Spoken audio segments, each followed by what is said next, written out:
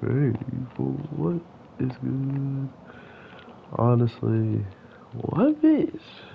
Um, it was good. I really am someone that dislikes a lot of like retailing of stuff, but Toei and the way that One Piece has been made for so long has been doing this forever and some change. So I guess you pretty much are just kind of stuck with it, right? Like if you've gotten this far and already dealt with it, it's just what it come to expect at this point. To be fair, and honestly, it doesn't really hurt my like my viewership on it in the case of just like I don't want to watch it or something along those lines.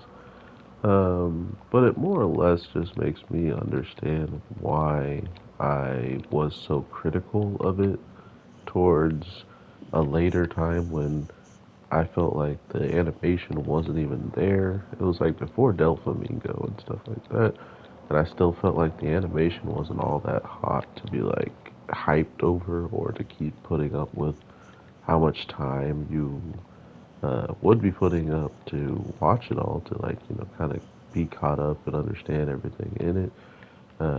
Like I feel like now it's actually worth it. Like with Zoro and Luffy still being capable of like getting the crap beat out of them. It's kind of funny that someone this old back in the day is giving them trouble. Like I was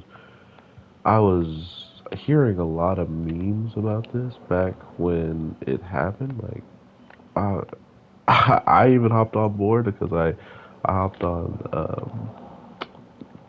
One Piece Treasure Warrior and I played and summoned this Apu guy, and for some reason I was like, I was hearing a crap ton about this character, so of course it made me curious, and I end up seeing that he absolutely destroys.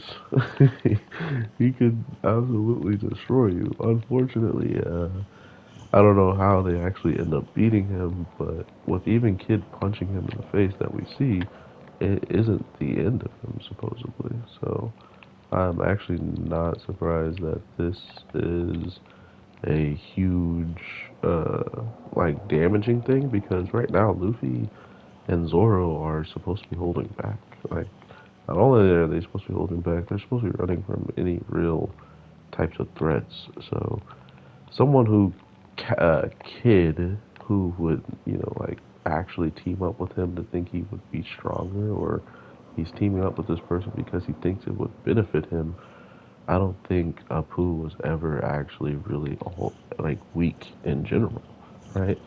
Like to imagine he can literally continuously hit people from a distance without really them being capable of blocking it if they don't know how his power works.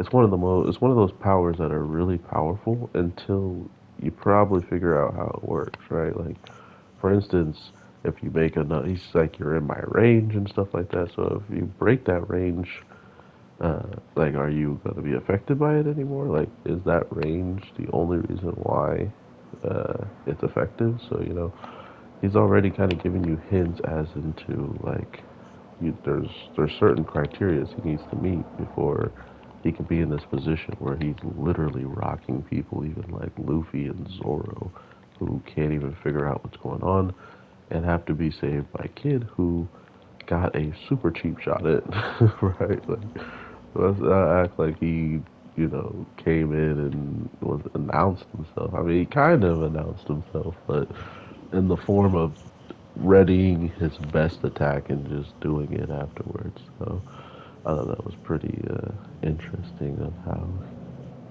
the rest of the story is probably going to wind up being for these characters when it comes down to not only Kid showcasing just how ridiculously like off the rails this man can go. He was headed for Kaido's head, and all of a sudden he heard a sound that could actually bring him back to Earth and bring him back from vengeance on Kaido, and that was a poo. Unfortunate for him. So I'm pretty hyped for this. Let's see what happens. I'll talk to you in the next one. Peace.